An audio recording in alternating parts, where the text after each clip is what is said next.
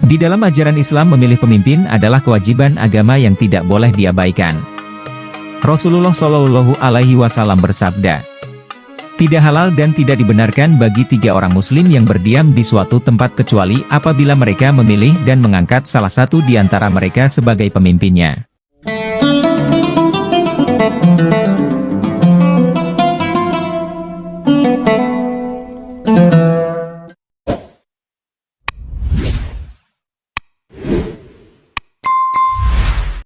Assalamualaikum warahmatullahi wabarakatuh, sahabat Jalur Langit. Semoga sehat selalu. Yang sudah subscribe semoga sehat dan rezeki lancar, amin. Di dalam ajaran Islam, memilih pemimpin adalah kewajiban agama yang tidak boleh diabaikan.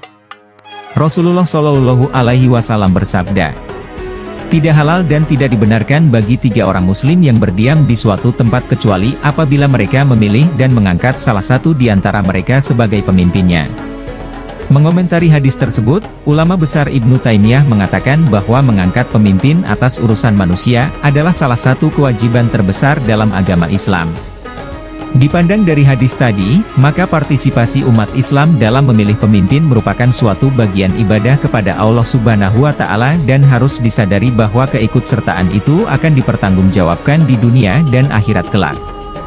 Maka dalam konteks memilih pemimpin tersebut, Islam memberikan syarat-syarat seorang yang layak dijadikan pemimpin antara kita. Menurut Ibnu Taimiyah, syarat-syarat itu antara lain yang pertama beragama Islam, beriman dan bertakwa kepada Allah Subhanahu wa Ta'ala.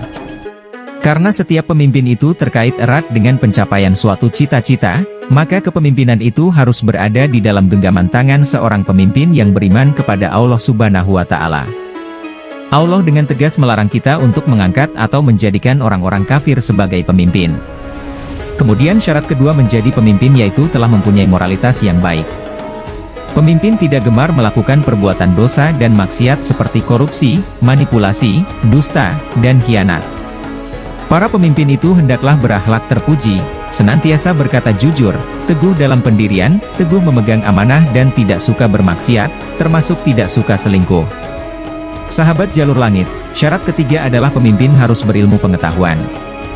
Selayaknya seorang yang dipilih sebagai pemimpin harus mempunyai pengetahuan yang mencakup pengetahuan tentang administrasi negara, pengetahuan tentang politik, pengetahuan tentang hukum, dan yang terpenting adalah pengetahuan tentang aturan-aturan agama Allah.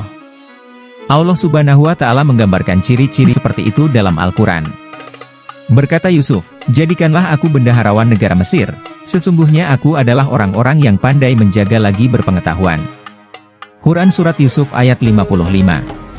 Kemudian syarat keempat seorang pemimpin adalah mempunyai kemampuan mendengar.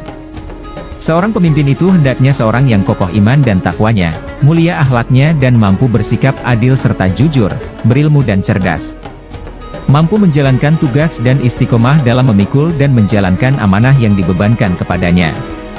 Sehat jasmani dan rohaninya, dan ia harus memiliki kemampuan dan keberanian untuk menegakkan keadilan serta melaksanakan amar ma'ruf nahi mungkar.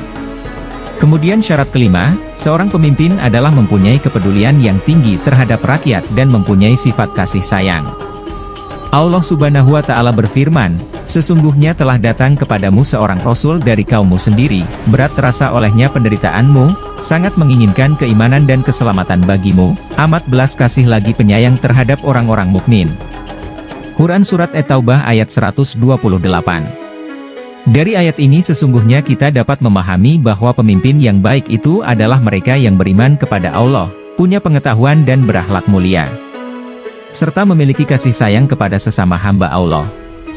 Semoga Allah Subhanahu wa Ta'ala memberikan kepada kita seorang pemimpin yang mampu membawa kita menuju kepada hal yang lebih baik dan mengantarkan kita mendekatkan diri kepada Allah Subhanahu wa Ta'ala. Begitulah cara Islam dan anjuran hadis untuk memilih pemimpin. Untuk mengakhiri video ini, marilah kita sama-sama berdoa agar Allah mengirimkan pemimpin baik di sekitar kita dan di negara tercinta kita. Semoga video ini ada manfaatnya bagi sahabat semua. Wassalamualaikum.